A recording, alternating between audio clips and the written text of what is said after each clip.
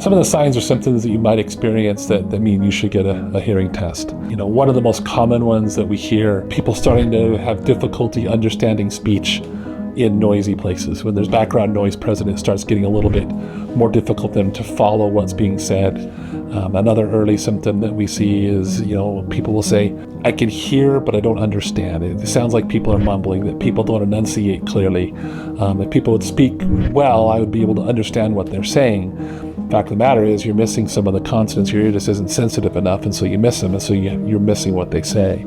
Another big symptom is tinnitus or tinnitus, also known as ringing, humming, buzzing in the ears. That typically is a check engine light, if you will, for your ear, that something has changed and you probably should come in and get a hearing test.